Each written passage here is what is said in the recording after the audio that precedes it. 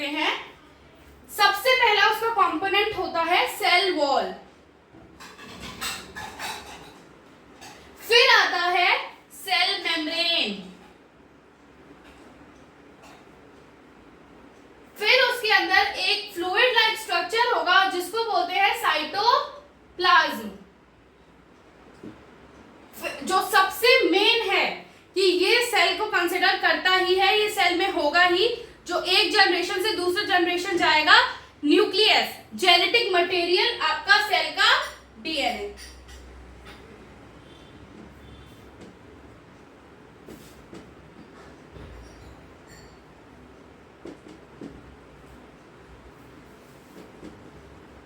ये चार ऐसे कंपोनेंट्स हैं जो हर एक सेल में मिलते ही हैं।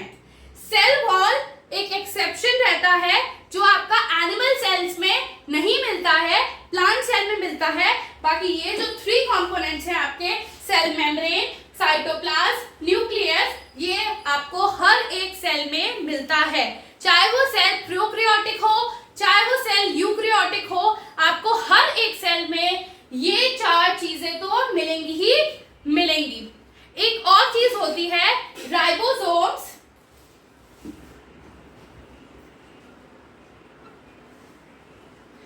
ये एक सेल ऑर्गेनल है जो आपको प्रोकैरियोटिक सेल और यूकैरियोटिक सेल दोनों में ही मिलता है, बट उसके टाइप अलग अलग हो सकते हैं, बट ये आपको प्रोकैरियोटिक सेल और यूकैरियोटिक सेल में मिलेगा ही मिलेगा। ये सबसे स्मॉलेस्ट आपका सेल ऑर्गेनल है। आप ये जब तक नोट डाउन करिए। तो अब हम पढ़ने जा रहे हैं सबसे पहला component cell wall. Cell wall जो आउटर कवरिंग होती है सेल की, जैसे ये अंदर वाली क्या जो ये मेम्ब्रेन है, वॉल है, उसको बोलते हैं सेल मेम्ब्रेन। और जो ये आउटर कवरिंग है जो सेल को शेप देती है, प्रोटेक्ट करती है सब चीजों से, उसको बोला जाता है cell wall. It is the outer covering of the plant cell. Plant cell क्यों बोला गया है? क्योंकि ये एनिमल सेल में एब्सेंट होती है। ये जो एनिमल सेल होता है उसमें सेल वॉल नहीं होती है, डायरेक्ट प्लाज्मा मेम्ब्रेन माने सेल मेम्ब्रेन होता है। जो सेल वॉल होती है वो रिजिड होती है, कठोर होती है, प्रोटेक्ट करती है सेल को, स्ट्रॉन्ग होती है, थिक होती है, मोटी होती है और नॉन लिविंग होती है, मतलब डेड होती है, डेड वॉल होती है। ये किससे मिलकर बनी होती है? सेल्यूलोज। सेल्यूलोज मींस जो प्लांट सेल है उसमें जो सेल वॉल होती है वो सेल्यूलोज से बनकर बनती है और हेमीसेल्यूलोज से मिलकर बनती है।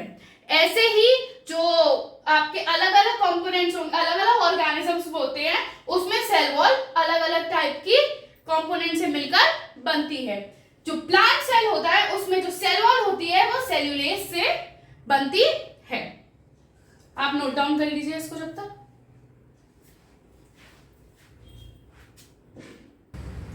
तो अब हम पढ़ने जा रहे हैं फंक्शन ऑफ सेल वॉल की। सेल वॉल का क्या फंक्शन होता है, क्या काम होता है? एक तो वो डेफिनेट शेप प्रोवाइड करती है। किसको प्रोवाइड करती है? सेल को।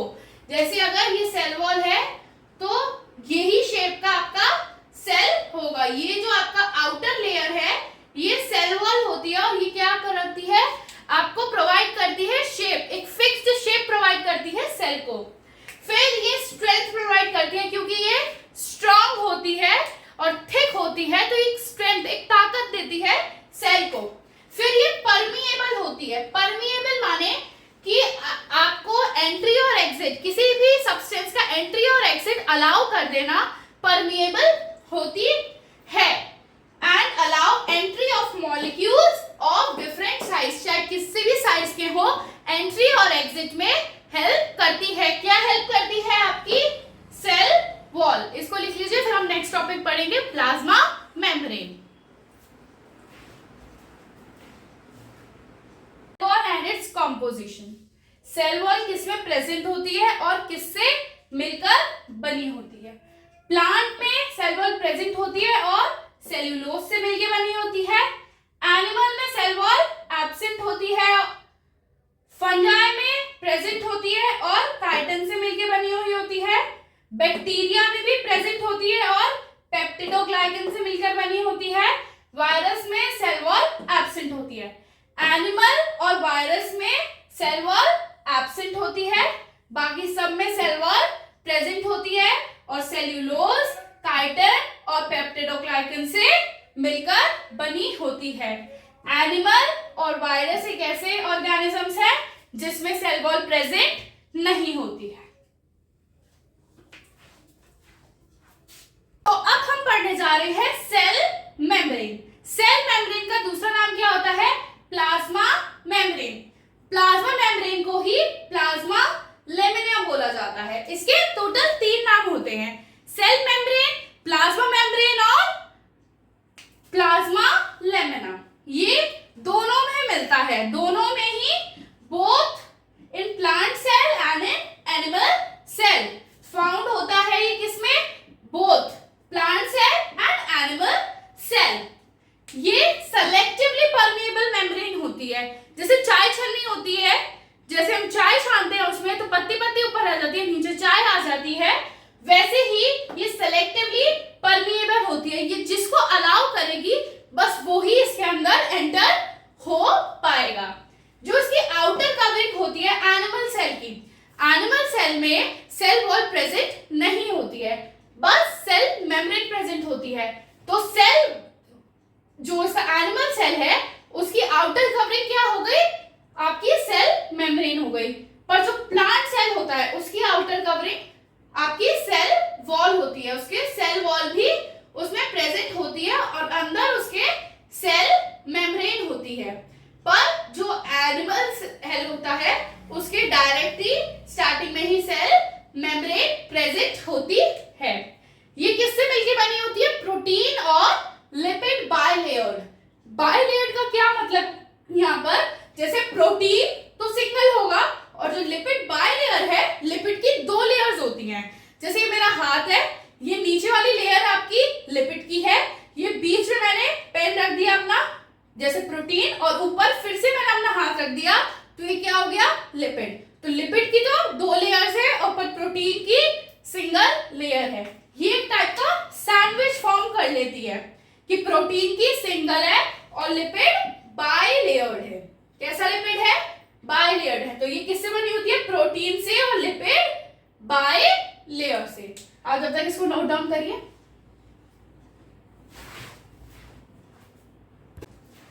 अब हम पढ़ने जा रहे हैं function of plasma membrane. Plasma membrane का फंक्शन क्या होता है, काम क्या होता है?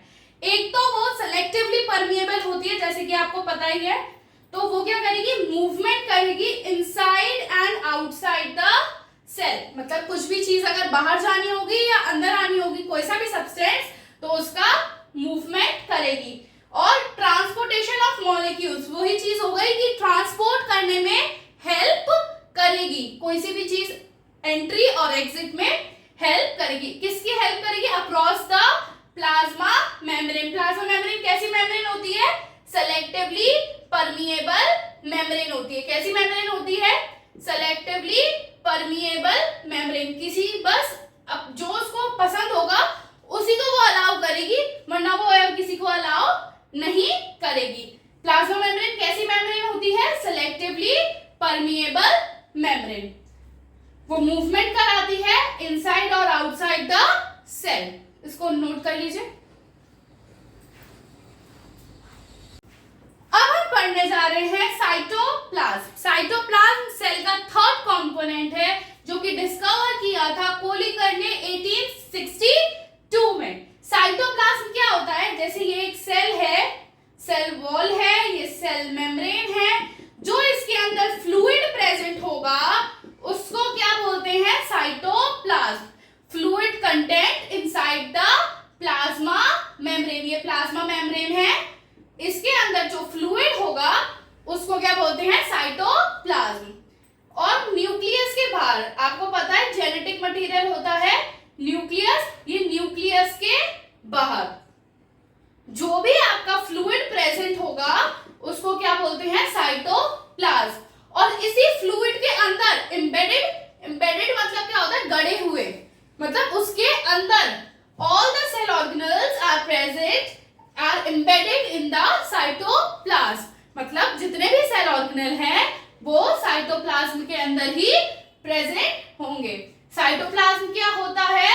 फ्लूइड कंटेंट होता है, लिक्विड होता है जो कि सेल के अंदर प्रेजेंट होता है, प्लाज्मा मेम्ब्रेन के अंदर और न्यूक्लियस के बाहर। इसके अंदर ही सारे के सारे जो सेल ऑर्गेनेल होते हैं एम्बेडेड होते हैं, मतलब इसी के अंदर गड़े हुए होते हैं। सेल ऑर्गेनेल्स साइटोप्लाज्म के अंदर ही गड़े हुए होते हैं। नोट कर लीजिए इसको। जा रहे हैं प्रोटोप्लाज्म। प्रोटोप्लाज्म क्या होता है? जितना भी लिविंग कंटेंट है हमारे सेल में, लिविंग कंटेंट क्या हो गया? जो हमारी सेल वॉल होती है वो तो डेड होती है, जो हमारी सेल वॉल होती है वो तो डेड होती है और रिजिड होती है, तो सेल वॉल तो हमारा लिविंग कंटेंट नहीं हुआ। अदर देन सेल वॉल, जैसे सेल मेम्ब्रेन ये लिविंग है, साइटोप्लाज्म ये लिविंग है और न्यूक्लियस ये लिविंग है। तो अदर देन सेल वॉल जो भी हमारे सेल में प्रेजेंट होगा, जैसे सेल मेम्ब्रेन, साइटोप्लाज्म, न्यूक्लियस, उसको हम प्रोटोप्लाज्म कहेंगे। जितना भी हमारे सेल में लिविंग कंटेंट होगा उसको हम प्रोटोप्लाज्म कहेंगे। It is an aggregate of various chemical, ये वेरियस केमिकल से मिलकर बना होता है, जैसे कि वाटर से, आयन से, सॉल्ट से और अदर ऑर्गेनिक मॉलिक्यूल से और भी काफी सारे चीजों से, जैसे proteins, carbohydrate, fats, nucleic acid, vitamins. जैसे जो हमारी सेल मेम्ब्रेन होती है वो प्रोटीन और लिपिड से मिलकर बनी होती है, और लिपिड एक मॉलिक्यूल है, कार्बोहाइड्रेट है। ऐसे ही मिलकर अलग अलग कंपोनेंट्स को ज्वाइन करके हमारे सारा जो ये लिविंग कंटेंट है प्रोटोप्लाज्म फॉर्म होता है। डेड सेल जो डेड है मींस हमारा सेल वॉल है, रिजिड है, जो वो डेड होती है, इसलिए वो प्रोटोप्लाज्म में कंसिडर नहीं होती है। Other than cell wall, cell membrane, cytoplasm, nucleus, ये सारा हमारा कंटेंट होता है हमारे प्रोटोप्लाज्म में। आप ये नोट कर लीजिए जब तक।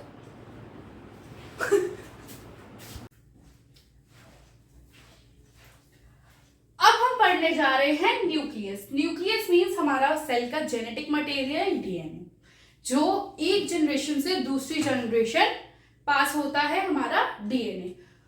ये डिस्कवर किसने किया था? रॉबर्ट ब्राउन ने किया था इन 1831। कब किया था? 1831 में। और किसने किया था? रॉबर्ट ब्राउन ने। जो न्यूक्लियस होता है ये मोस्ट इंपॉर्टेंट सेल ऑर्गेनल है, मोस्ट इंपॉर्टेंट, मतलब इसके बिना तो सेल का काम ही नहीं चलेगा। ये डायरेक्ट करता है, डायरेक्ट मतलब डायरेक्शन देता है कि कैसे काम करना है, और कंट्रोल करता है, हेड ऑफ द सेल होता है, जैसे कि जो कंट्रोल करता है ऑल द सेलुलर एक्टिविटीज। जितनी भी हमारे सेल में जो भी एक्टिविटी होंगी, जो भी फंक्शन परफॉर्म करेगा, वो कौन उसका रिस्पॉन्सिबल होगा? हमारा न्यूक्लियस। ये इसको और क्या बोला जाता है? Headquarter of the cell, head of the house, जैसे हेड ऑफ द सेल।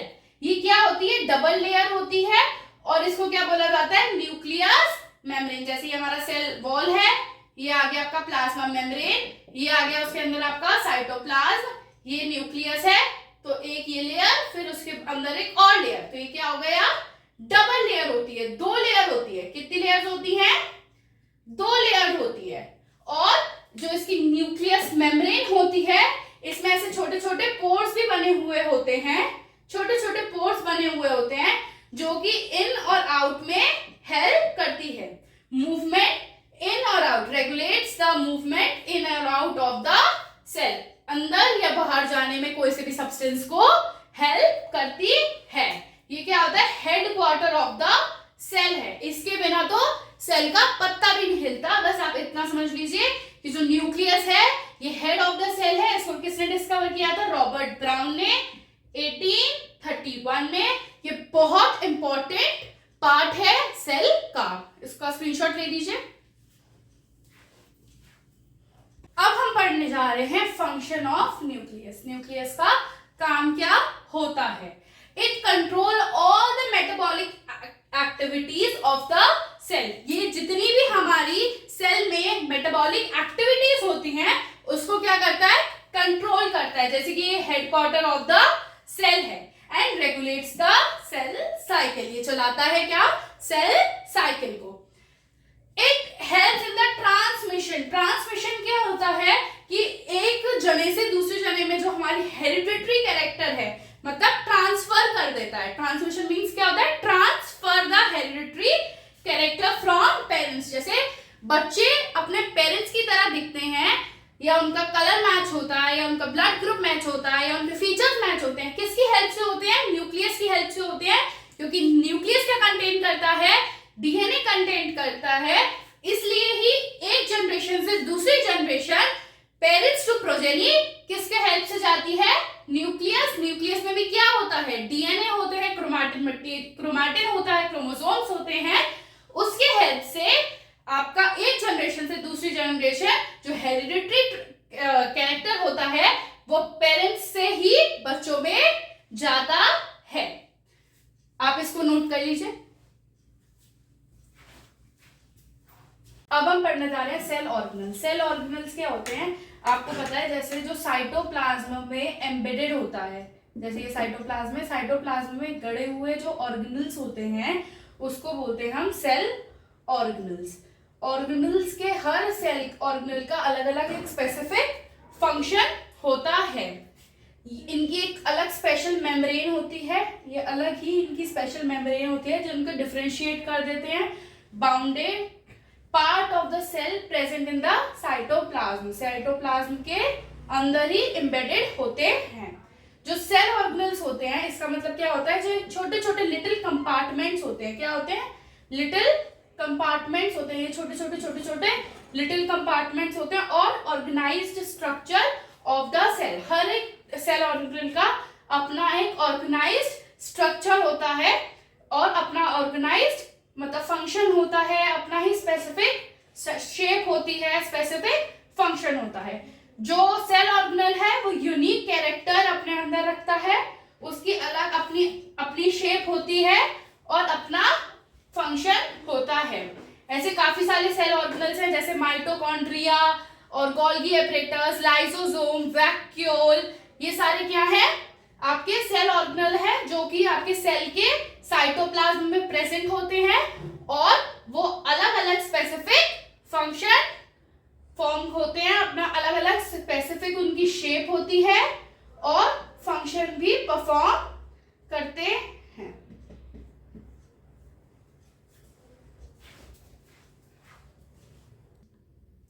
तो अब हम सारे 10 सेल ऑर्गेनल्स के नाम देखेंगे, क्या क्या नाम होते हैं सेल ऑर्गेनल्स के। एंडोप्लाज्मिक रेटिकुलम, बच्चों को इसी में दिक्कत होती है कि फंक्शंस तो पता चल जाते हैं बट नाम लर्न नहीं होते हैं, तो पहले नाम लर्न कर लेते हैं। Endoplasmic reticulum, ribosomes, Golgi apparatus, lysosomes, mitochondria, plastid, vacuole, chloroplast, peroxisomes, centrioles. ये आपके 10 सेल ऑर्गेनल्स हैं। एंडोप्लाज्मिक रेटिकुलम और ribosomes, Golgi apparatus, lysosomes, mitochondria, plastids, vacuole, chloroplast, peroxisomes, centrioles. इसमें से कुछ ऐसे होते हैं जो सिंगल मेम्ब्रेन होते हैं, कुछ डबल मेम्ब्रेन और कुछ मेम्ब्रेन लेस होते हैं। अब हम इसकी नेक्स्ट टेबल में देखते हैं कि कौन से सिंगल मेम्ब्रेन होते हैं, कौन से डबल मेम्ब्रेन होते हैं और कौन से मेम्ब्रेन लेस होते हैं। ये सारे सेल ऑर्गेनल्स आपके मेम्ब्रेन के बेसिस पे डिफरेंशिएटेड हैं। कुछ है डबल मेम्ब्रेन, कुछ है सिंगल मेम्ब्रेन और कुछ है मेम्ब्रेन लेस। 3 ऐसे ऑर्गेनल्स होते हैं जो आपके डबल मेम्ब्रेन होते हैं। एक होता है न्यूक्लियस जिसमें आपका जेनेटिक मटेरियल डीएनए भी होता है और ये सेंटर पार्ट में मोस्टली लोकेट करता है आपके सेल में। एक होता है माइटोकॉन्ड्रिया और एक होता है प्लास्टिड। माइटोकॉन्ड्रिया में अपना खुद का डीएनए, खुद के राइबोसोम्स, सेम प्लास्टिड्स में अपना खुद का डीएनए और खुद के राइबोसोम्स होते हैं। इनको हम सेल इन द सेल भी कंसिडर करते हैं। सिंगल मेम्ब्रेन कौन कौन से होते हैं, वैक्यूल होता है, लाइसोसोम्स होते हैं, गोल्गी एपरेटस होते हैं और एंडोप्लाज्मिक रेटिकुलम होता है। और मेम्ब्रेनलेस जो ऐसे ही रखे हुए होते हैं आपके सेल के साइटोप्लाज्म में, सेल ऑर्गेनेल्स, वो होते हैं राइबोसोम्स, जो क्या करते हैं, प्रोटीन सिंथेसिस करते हैं।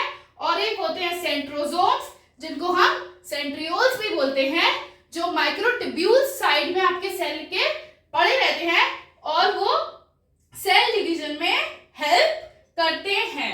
तो ये आपके सेल ऑर्गेनेल्स मेम्ब्रेन के बेसिस पे डिफरेंशिएटेड हैं, डबल मेम्ब्रेन, सिंगल मेम्ब्रेन और मेम्ब्रेन लेस।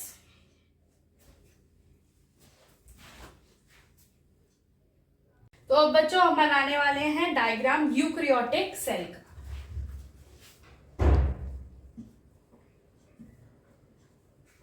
सबसे पहले जो उसके मेजर कंपोनेंट्स हैं सेल के क्या होते हैं, एक सेल में सबसे पहले क्या होगी उसकी सेल वॉल।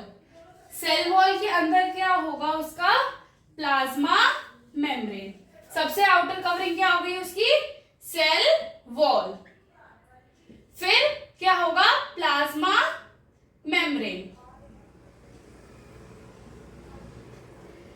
अब पहले हमने बनाया था, इससे पहली वाली वीडियो में हमने बनाया प्रोकैरियोटिक सेल, पर अब हम बना रहे हैं यूकैरियोटिक सेल। यूकैरियोटिक सेल में क्या होता है, वेल डिफाइंड न्यूक्लियस। तो हम उसका अब न्यूक्लियस वेल डिफाइंड बनाएंगे। ये क्या है उसका जेनेटिक मटेरियल, उसका जेनेटिक मटेरियल।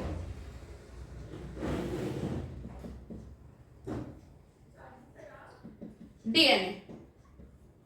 अब ये वेल डिफाइंड है तो ये डबल लेयर्ड होता है। ये क्या हो गया डबल लेयर उसका न्यूक्लियर मेम्ब्रेन। ये क्या हो गई उसकी न्यूक्लियर मेम्ब्रेन। अब इसके अंदर फ्लूइड्स होगा, उसको बोलते हैं न्यूक्लियोप्लाज्म। क्या होगा न्यूक्लियोप्लाज्म। फिर अब यहां पर आपको पता है कि जैसे ये पोर्स बने हुए होते हैं, तो यहाँ पे ऐसे पोर्स होंगे जो कोई भी मटेरियल को, सब्सटेंस को अंदर और बाहर आने में हेल्प करते हैं। तो इसको क्या बोलते हैं न्यूक्लियर पोर। और ये सारी चीजें मिलाकर क्या बन जाता है हमारा एक न्यूक्लियस। फिर इसके अंदर जो फ्लूइड होगा उसको क्या बोलते हैं साइटोप्लाज्मा।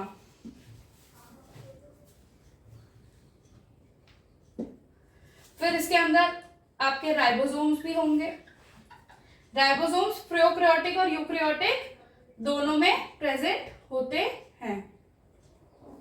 फिर अलग अलग टाइप के इसमें सेल ऑर्गेनेल भी प्रेजेंट होंगे। सारे सेल ऑर्गेनेल्स का नाम इसके नेक्स्ट लेक्चर में पढ़ेंगे। क्या होंगे सेल ऑर्गेनेल्स। सेल ऑर्गेनेल्स अपना स्पेसिफिक फंक्शन परफॉर्म करते हैं। इसमें भी सेम पिलाई होगी, फ्लैजेला होगा। फ्लैजेला के 3 पार्ट्स होते हैं, हुक, बेसल बॉडी और फिलामेंट। ये तीनों मिलाकर क्या बना देगा आपका फ्लैजेला। सेम इसमें भी मीजोसोम्स प्रेजेंट होंगे जो प्लाज्मा मेम्ब्रेन से अंदर और बाहर कोई भी सब्सटेंस बाहर और अंदर में मदद करेंगे। क्या प्रेजेंट होगा मीजोसोम्स। तो ये हमारा एक यूकैरियोटिक सेल है। सबसे पहले क्या होएगा सेल वॉल होगी, उसके अंदर प्लाज्मा मेम्ब्रेन। प्लाज्मा मेम्ब्रेन में ही फोल्डेड स्ट्रक्चर होंगे, मीजोसोम्स, अटैचमेंट के लिए पिलाई, मूवमेंट के लिए फ्लैजेला। इसमें वेल डिफाइंड न्यूक्लियस होगा, उसकी डबल लेयर्ड होगी। इसके अंदर उसका फ्लूइड होगा न्यूक्लियोप्लाज्म। सेल के अंदर अपना फ्लूइड होएगा साइटोप्लाज्म। राइबोसोम्स होंगे और डिफरेंट सेल ऑर्गेनेल्स होंगे जो अपना स्पेसिफिक फंक्शन परफॉर्म करेंगे।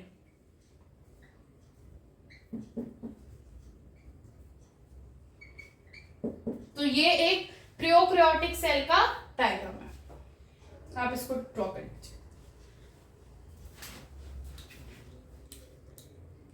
तो बच्चों आज हमने पढ़े 4 कंपोनेंट्स ऑफ सेल। आपने सबसे पहले क्या पढ़ा? सेल वॉल, फिर सेल मेम्ब्रेन, साइटोप्लाज्म और न्यूक्लियस। तो आज यहीं के साथ हमारा लेक्चर खत्म होता है और आपके लिए ये 2 होमवर्क क्वेश्चंस हैं। Why is plasma membrane called a selectively permeable membrane? जो प्लाज्मा मेम्ब्रेन होती है वो सेलेक्टिवली परमिएबल मेम्ब्रेन क्यों कहलाती है? और सेकंड क्वेश्चन है what organelle control most of the activities of the cell? कौन सा ऐसा ऑर्गेनल है जो most of the activities जो सेल के अंदर परफॉर्म हो रही है वो कंट्रोल करता है? इसका आंसर आप कमेंट सेक्शन में जरूर बताएं और मिलते हैं हम नेक्स्ट लेक्चर में।